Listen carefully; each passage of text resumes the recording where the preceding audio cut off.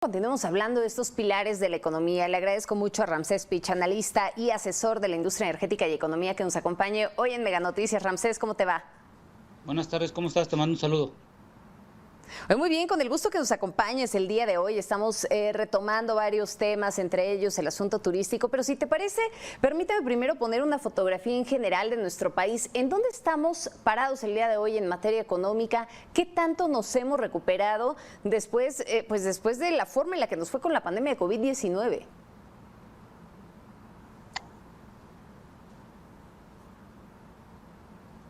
Sí, Ramsés, ¿me escuchas? Sí, adelante. Te decía que para poner primero esta fotografía de manera general, ¿en dónde estamos parados hoy en materia económica?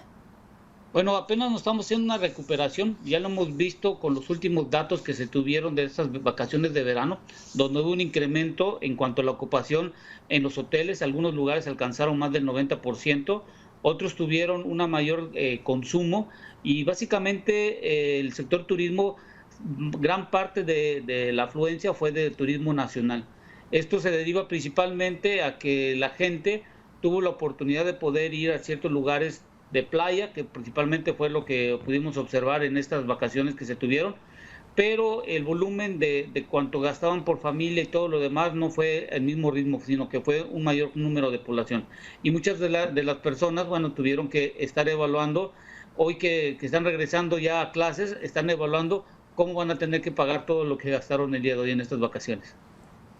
Y que ahí hay un tema, ¿no? Porque las familias sí están bastante afectadas en materia económica. Vemos también cómo este entorno a nivel internacional, lo que ocurre en este caso con la guerra en Ucrania, nos ha afectado severamente. Ya lo decíamos, el tema de la pandemia de COVID-19. Pero además, Ramsés, hay que sumar el hecho de que tenemos la inflación más alta de los últimos 21 años. Y lo que creo que es muy importante lo que acabas de comentar, porque la inflación no les pegó mucho en estas vacaciones, porque fue incrementando en forma gradual. Lo que les va a pegar hoy en día es todo aquel individuo que pagó con tarjeta de crédito. Bueno, van a tener una tasa de interés, si es que van a tener que pagar en el mes de septiembre o octubre, más alta de que cuando pagaron en el momento que hicieron la transacción, ya sea del pago de hotel, de algún evento, alguna comida o algo por el estilo. Entonces yo creo que las personas que tuvieron las vacaciones, bueno, es momento que revisen sus estados de cuenta y vean cuándo y qué tiempo pagaron, y sobre todo ver cuál es la tasa de interés que van a estar pagando cuando tengan que hacer el pago respectivo. Sí, que además no se ha descartado inclusive que esta tasa de interés se pueda llegar a generar un ajuste, ¿no? Conforme vayan avanzando los meses. Y bueno, hay quienes inclusive se han aventurado a decir que para finales de año, para diciembre, estaríamos hablando de una tasa de interés que ya alcance los 2 dígitos, lo cual pues sí llega a ser preocupante para las familias, sobre todo considerando que a veces llegas a utilizar la tarjeta de crédito inclusive para pagar algunas otras cosas, ¿no? Familias que hoy ocupan la tarjeta de crédito hasta para pagar necesidades básicas como la alimentación. Sí, y esto que acabo de comentar es algo muy importante, porque revisando yo los datos del INEGI del 2018 al 2022, fíjate que se incrementaron en 10 millones de personas, que del total de las personas que tienen un salario del 2018 a 2022. Es decir, más gente, 10 millones de personas aumentaron ganando máximo hasta 3 salarios mínimos. ¿Qué significa esto? Que en México, durante los últimos 3 años, de acuerdo a datos del INEGI, la gente está percibiendo una menor cantidad de dinero en su salario. Es decir, antes había más gente ganando más de 3 salarios, ahora hay 10 millones de gente ganando más en este momento en la población económicamente activa de menos de 3 salarios mínimos. Eso significa que la población que tiene un salario, del total que estábamos observando, el 93% gana máximo 3 salarios mínimos. Dime una cosa, ¿a qué le apuesta el gobierno federal en materia económica en este sentido? Ya hablamos de todos estos datos, ya hablamos de la recuperación económica, hablamos ahora también del sector turístico, de cómo llega a golpear o a impactar también el entorno internacional, la economía de nuestro país. ¿A qué le está apostando hoy el gobierno federal para poder tener una mayor recuperación económica, o por lo menos para poder alcanzar los niveles que teníamos prepandemia?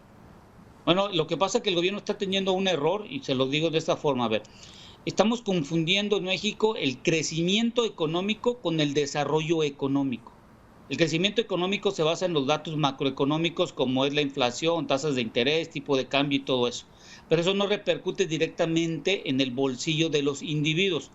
Y voy a dar este ejemplo. Por ejemplo, en Estados Unidos, con la última ley que fue aprobada por el Senado de la parte de la inflación, se están generando empleos para el desarrollo económico. Y el desarrollo económico se refiere a cuánto dinero puede percibir una familia en función de las oportunidades de empleo y generaciones de tipo de negocios que puedan hacer, ya sea con capital extranjero o nacional. En México estamos apostando solo en el crecimiento, porque eso es lo que estamos viendo si crecemos o no, pero no estamos basándonos en cuánto dinero las familias tienen disponibles, ya no solo para comprar la canasta básica, sino para cubrir sus principales necesidades como la parte de estudios o cualquier otro índole que pueda ser con la parte de la salud. Entonces en México, vuelvo y repito, hay una confusión y en el mundo se están basando los países desarrollados y muchos de estos en el desarrollo económico, no en el crecimiento económico, porque para tener crecimiento tienes que tener un desarrollo económico dentro de la sociedad. Oye, y en este sentido, ¿qué crees que sea lo que se informe el día de mañana? Pues la realidad que se informe el día de mañana, yo creo que ya todos lo sabemos, todas las mañanas tenemos un repaso de todo lo que nos dicen y lo que vamos a hacer mañana va a ser un resumen de todo lo que podemos decir, lo que se ha visto en cada reunión o cada aportación de información que nos dan todas las mañanas.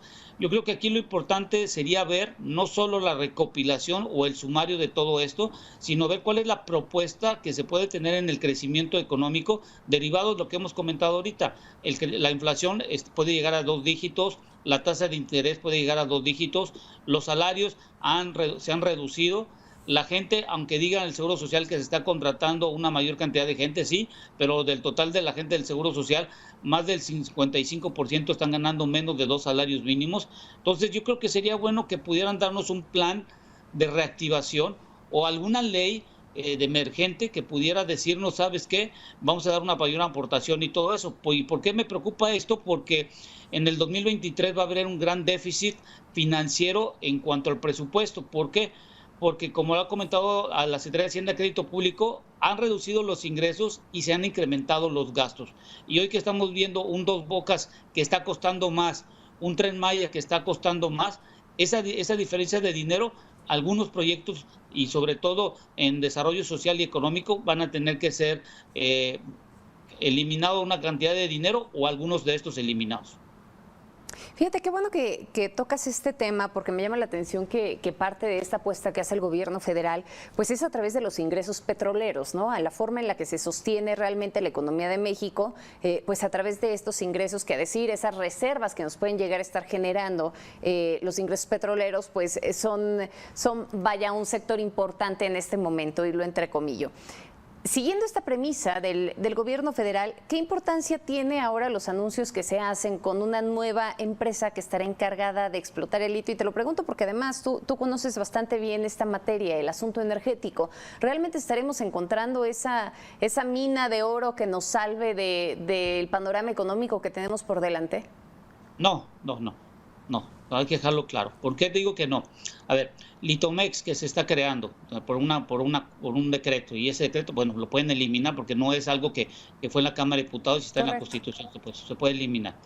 A ver, las minas que tenemos en nuestro país para el público son lo que llamamos nosotros en arcilla. Cuando vamos nosotros al campo día de campo, ya viene el lodo que se forma el rojo, el barro, y se vuelve chicloso con el agua. Imagínense que así está impregnado el litio. Entonces, apenas en el mundo hay como 4 o 5 minas de este tipo como las que hay en México. Todo está en lo que llamamos roca dura, lo que conocemos comúnmente para sacar oro y todo lo demás, o en salmueras que están en Sudamérica y que se saca por medio de la perforación, se extrae la salmuera en superficie y se deja secar. Pero en México nosotros lo único que tenemos es solo una mina que está en Sonora y que está certificada bajo la ley litio. Las demás son reservas que todavía no se han probadas. Entonces, esta empresa, la primera tonelada de litio, yo tengo calculado que va a tenerla como en el año 2034, 2036, dependiendo de cuánto dinero le vayan a dar. Y esto es muy importante porque si la Secretaría de Hacienda y Crédito Público no le da el suficiente dinero, pues ahí no tendríamos un avance rápido. Entonces yo creo que al Litomex le tendrían que estar dando entre 150 y 200 mil millones de pesos en forma anualizada para acelerar el proceso y sobre todo ver que pueda cerrar contratos con empresas que van a utilizar este mineral para crear baterías u otro tipo. Pero hay que dejar algo claro al público. el negocio de este tipo, de este mercado, no es el litio, sino es el carbonato y el hidróxido de litio que resultan de todo de una reacción química que se realiza para poder tener las baterías. Pero lo que te digo en conclusión, muy complicado y va a depender mucho del presupuesto, y con todo lo que hemos platicado en este tiempo, pues está muy problemático tener ingresos a raíz de que la inversión extranjera directa no ha crecido, sino que se mantiene y algunos dineros están saliendo de nuestro país.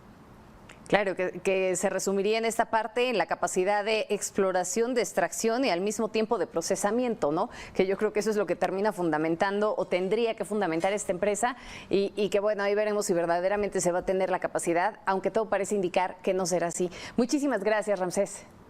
Gracias, que tengas una buena tarde y gracias por el espacio.